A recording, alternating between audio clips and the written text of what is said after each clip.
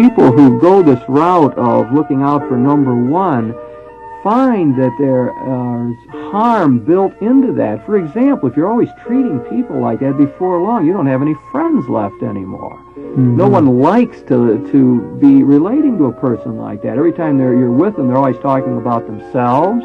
They tend to use people. It seems like that approach has the seeds of its own destruction built into it.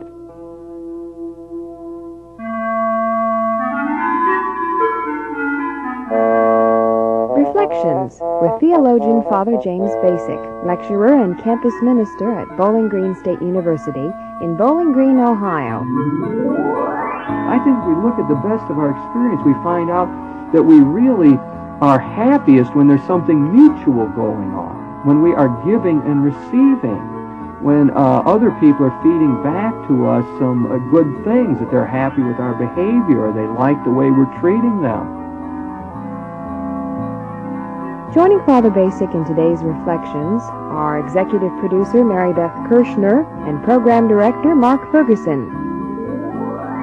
As we begin to recognize the fact that this me decade got out of hand a little bit, that we have some voices who want to begin to say, let's get back to the old ways now. A sort of new repression comes in, a new rigidity.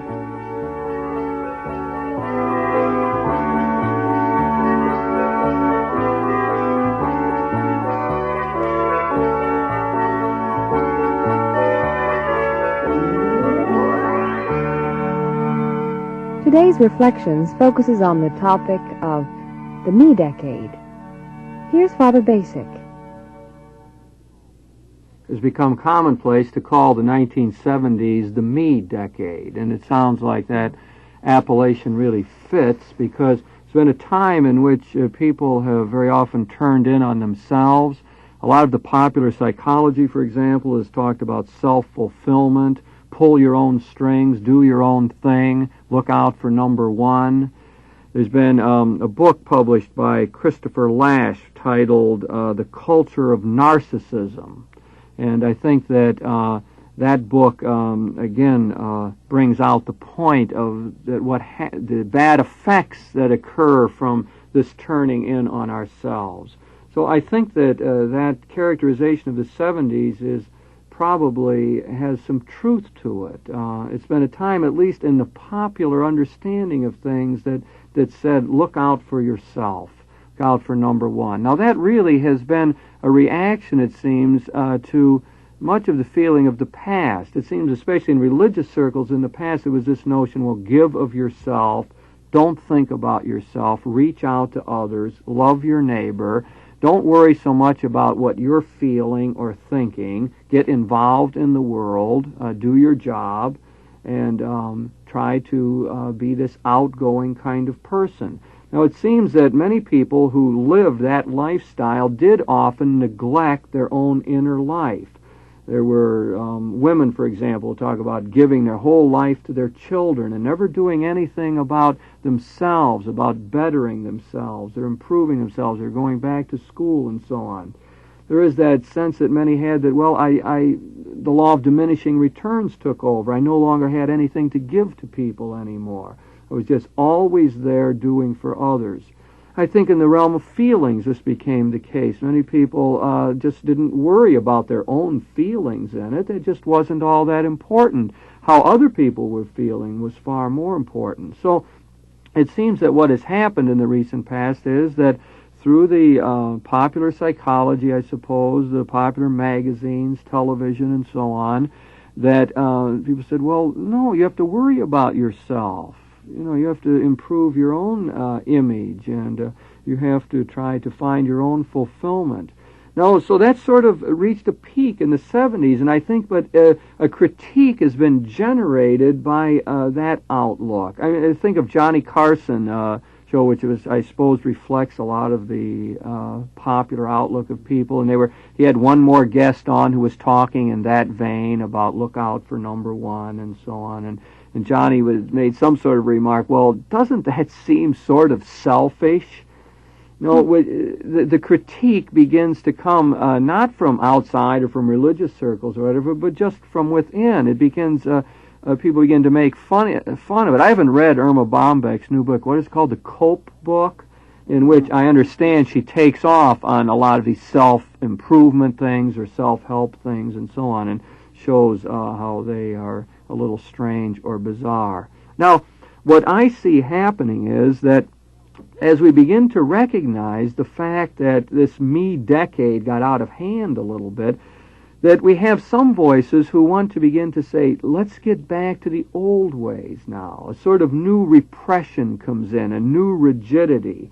Don't think about yourself again. Let's get back in church circles to the old ways. It's almost a reactionary kind of movement. Like, forget all this business about getting in touch with your feelings. That led us astray. In religious education, get rid of all of that notion of tapping the students' experiences and so on. Get back there to teaching strict doctrine and dogma. Memorize the things. Teach them what the rules are and that they should do them. Keep those rules whether they like it or not, whether it feels good or not. Mm-hmm. So let's get rid of this notion of, well, if it feels good, it's all right. So I see a pendulum swing involved in this. That is, where we began with people very unconcerned about their own inner life, their own feelings, and their own fulfillment and development, to where we swung in the pendulum far over to the other side, which said, well, I don't care about anybody else. I'm looking out for number one. And then now I see a lot of the trend is to pull back and retrench in the face of that and to take the pendulum and swing it back to where it was before. Now, I believe that pendulum swings in general in life are not good for ourselves personally or for the culture as a whole. And I often say that in pendulum swings we're right only briefly. That is when the pendulum happens to be in the middle. And there seems to be another way of trying to look at all of this. It goes something like this, that we human beings will never find our fulfillment by ourselves. That is because we are social creatures. We are people who are dependent upon other human beings, that we get feedback from others as to who we are. I will never develop myself, I will never reach the fulfillment that these pop psychologists talk about, except through interaction with other people. My identity is largely a social concept, a social reality. That is, I come to know who I am by the feedback I get from other people. And I will only develop myself as I learn to reach out in loving relationships with other people.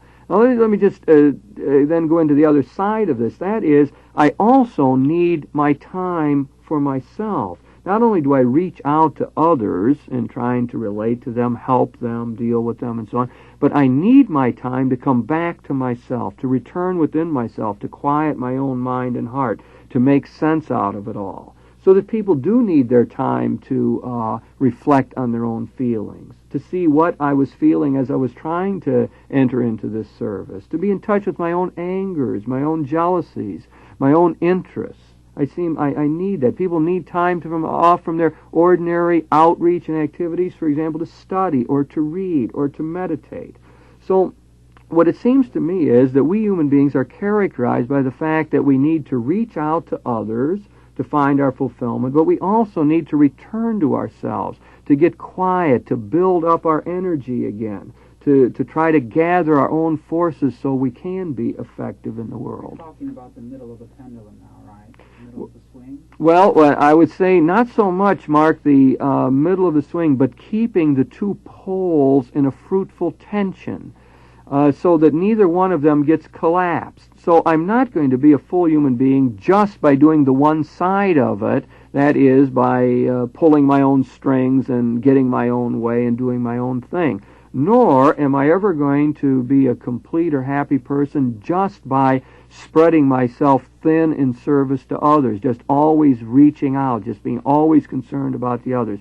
Somehow those two things have to reach a synthesis in my own life. I have to bring them both together without getting rid of one or the other. I have to find my own rhythm in that. But the phrase I use is to keep them in a fruitful tension, to keep both things without losing either one of them. Father Bacik, I'm trying to determine reasons for these swings from one side to the other. As far whereas our emphasis goes on whether I'm thinking about myself all the time or I'm working for others. And of course we can see the parallel between what happens as far as our technological society goes and how much we're given and how much we're able to grab for ourselves, and all of a sudden things are being taken away from us and people are saying you can't have all this. So consequently that's what brings the pendulum to the other side. Mm-hmm. Would you see that same parallel? Yes, I think that does occur. I think that we are responsive to the culture. The times in which we live sort of program us. In fact, we're probably so much more influenced by the culture in which we live than we ever imagined, because we can't step out of it and get an objective viewpoint of what's going on. And so I think, for example, the mother in the home who has been satisfied doing that, raising the children, tending to the home, which is, of course, such a vital thing and requires such great skills to accomplish, psychological skills, management skills, great heart, and love and care and concern. No, women were doing that, happy and contented with it, but then somebody comes on a talk show and says, well, you know, you're wasting your life doing that, of caring for your children and worrying about your husband. You should be out there earning a living for yourself or have a career of your own. And that plants a seed. And a woman begins to think, well, yeah, I wonder about that. And then she reads a book about this or reads in the popular magazine someone who says, well, you're foolish to do this. You'll end up having nothing for yourself someday. Your children will be grown and gone from the home, and you'll be sitting there all alone. She begins to wonder some more.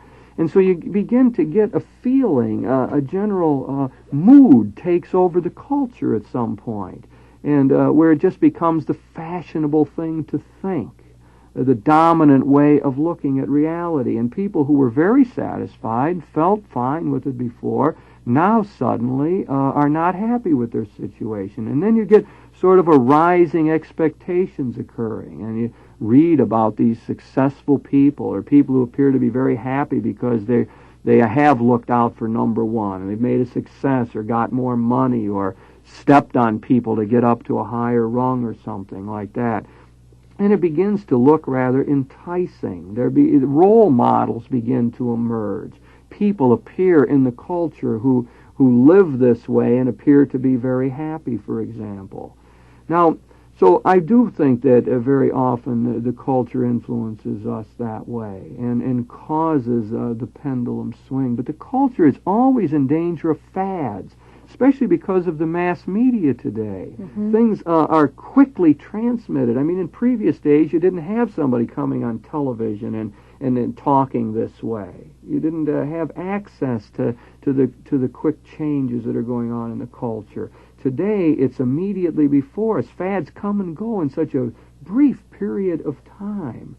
So it doesn't surprise me that the me decade of the 70s has already generated its own critique from within it, from people who have partaken of this shift and begin to say, well, it isn't all that great. Did you see Ellen Goodman's column not too long ago about Superwoman? She was talking about women who did get a career. I mean, they went outside the home and they got a career, and they had to be superwoman because they had to make it in this career, and then they still had to come back home and tend to the home and so on. And many of them were finding this to be dissatisfying. At first, it was liberating, and they felt good about it, but then it seemed as though they had taken on a sort of new servitude or imprisonment by this. That there was a new expectation of success and so on that put pressures on them that maybe they didn't need. So within the culture itself, we begin to get this critique going. But I think that in addition to the cultural factors there is something about our own experience that causes these pendulum swings. That is, when one part of us is cut off or lies dormant or is truncated in some way, then we don't feel whole or complete. For example, the person who is doing nothing but giving to others, very charitable, always going out, never renews or refreshes himself, sooner or later begins to be fatigued. People who give themselves over to causes have known this. Mm-hmm. Mothers caring for children have known it. Fathers who have worked hard on a given job for a long period of time. without any refreshment, without any uplift of spirit, for example, begin to feel bad within themselves. It is as though something were missing. And I think that begins to generate a thirst for the other side of it.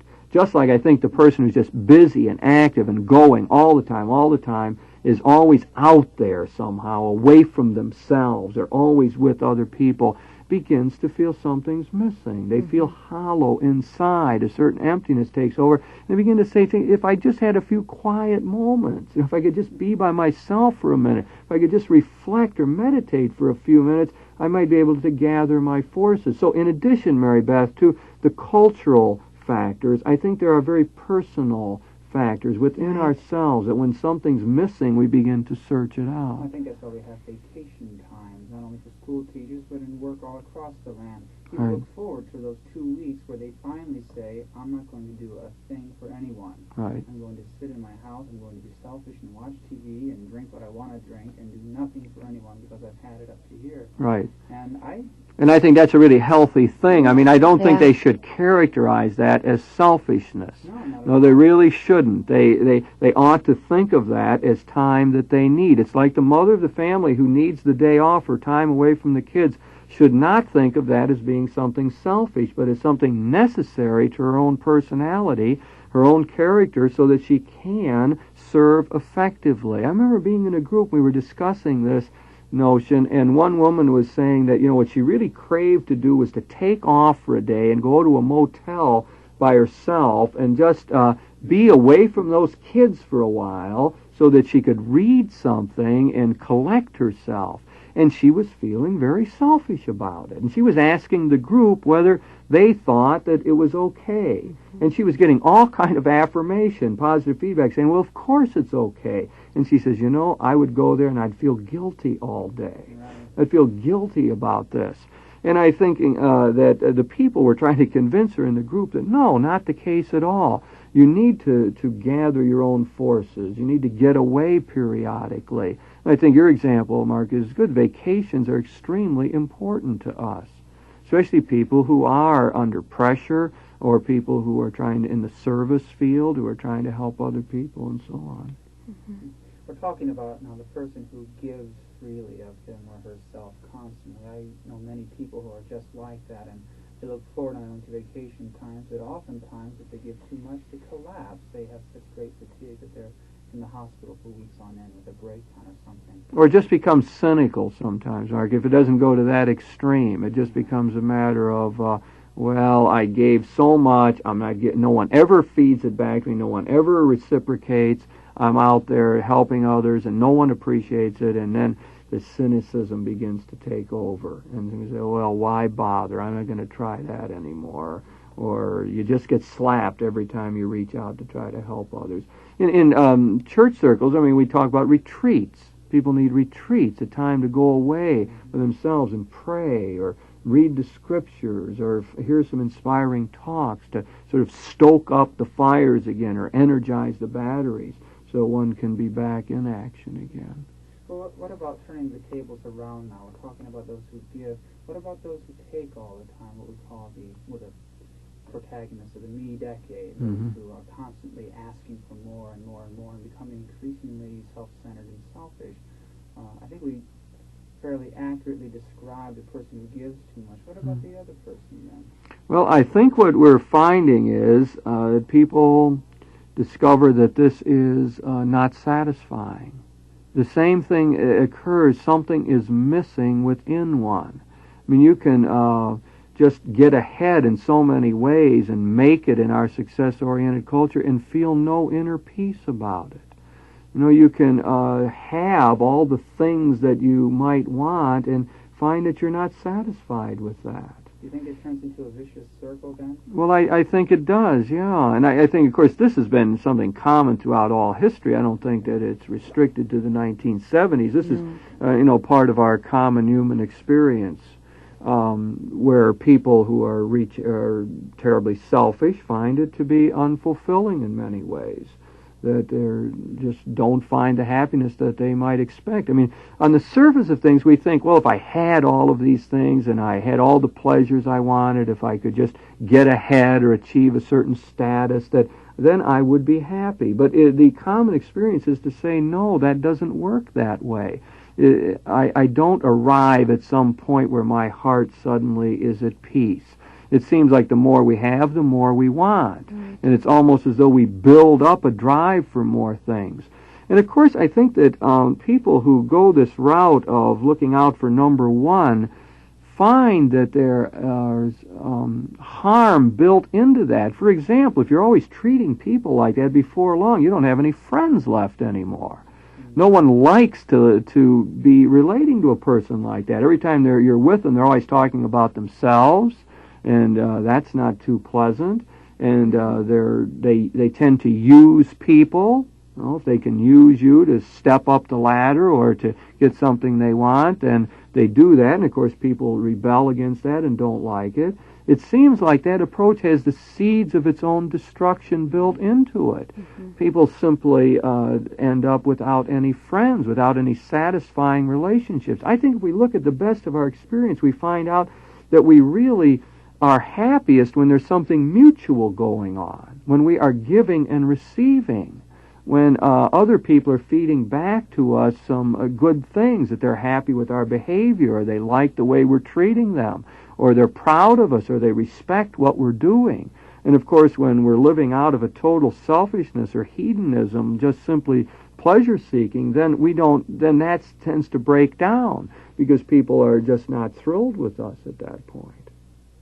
Political candidates today are making a big issue about not so much the me decade, but about consumerism, saying that today America has to learn, well, one extreme says America has to learn to cut back, not to feed so much upon itself, to produce goods that are worthwhile for American people to purchase. On the other extreme, we say, well, we are a nation of consumers. We have to consume to live. We have to consume, constantly buy, to be a fruitful nation. I think this whole idea of the me decade and becoming too self-centered or too free-giving, I think is pretty well illustrated by this current political campaign. There is a need, I believe, for us to reach some type of equal balance, what you called earlier, fruitful tension, to be able to give as much as you can, but then be able to stop and say, no, I have to learn to live with what I have and be happy with that. Yes, I think there's a whole notion of limitations built into this, and I think it does have ramifications in the political sphere. I think of Arthur Schlesinger's remark that America, the party's over. In other words, this idea of more and more affluence or possessing more and more things is in some ways coming to an end, or at least individuals are finding limits in that. And therefore, I think the same laws are operative in the political sphere as well. But what I think is at stake in all of this is, our fundamental outlooks on who we are. And we'll find out that how we consider human nature has ramifications in the political sphere as well. Is there a way, Father Bacik, to deal with people? I'm thinking not so much the givers. I accept them. If they take a vacation, I say go take it. But is there a way to deal with those who are virtually self-centered constantly? I have friends like this, acquaintances who are very much like this, and I love them very much, but at the same time I find it hard to relate to them constantly on an equal, honest level. What do you do to someone like that to perhaps draw them out of that centeredness? Well, I think that if you are really talking about friends or people that you are close to, that it is possible to raise this whole question in dialogue and say, something about, every time we're together, you do nothing but talk about yourself. All you ever tell me is what you're doing, what you're into, what your dreams are, what you're going to accomplish, and so on. And frankly, that gets a little boring. In other words, to raise the question. If there are people we're close to and are really friends with them, I don't see why we can't say that. Or to raise a sort of challenging questions, like after they are talking about all of their own exploits and so on, to say something, well, did you find that satisfying, or did you really enjoy that, or did you feel good about it afterwards, or to raise the question of relationships, to people. Well, how are you relating to so-and-so, or how do you get along with them? Or, hey, our mutual friend is sick, let's go visit him. Or what about the situation in the world where people are suffering or starving? In other words, what I would do is call them back to their fundamental experiences, to try to raise these questions so maybe it will come into their own mind the shallowness of what they are about. And they would see the short-sightedness of just worrying about number one. And that, hey, there's other people around who need us, or that we could be serving. So I get back again to the fundamental point that I think we're trying to make throughout this, that we want to avoid a pendulum swing. The culture is in danger of taking us again from this narcissism, this turned in on ourselves, back to some sort of rigid, formalistic, legalistic approach to things, a reactionary kind of movement. And what I'm saying is that when we look at human nature, we're going to see that neither one of those extremes is the answer. The fact of the matter is that we humans have to reach out to others to find who we are, that we have to be the individuals who are concerned to love others, and only in that way will we come to our own fulfillment. And in doing that, we have to find our own time to be quiet, to be reflective, so that we can become this person able to serve and love other people.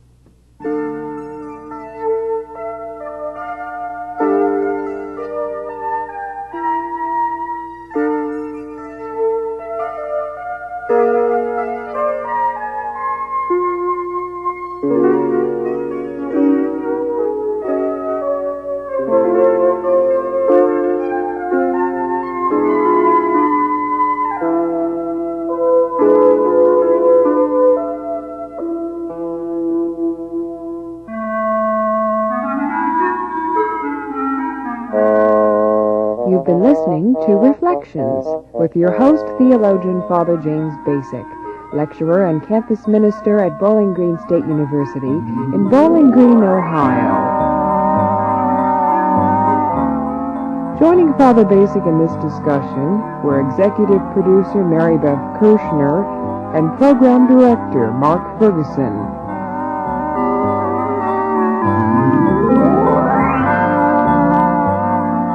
The topic of this week's Reflections was the Me Decade. If you have any comments about today's program or any ideas for topics you'd like to hear discussed, please write to Reflections in care of WLQR, Toledo, Ohio, 43623. Produced in the studios of WLQR, Reflections is directed by Mark Ferguson. Executive producer is Mary Beth Kirchner.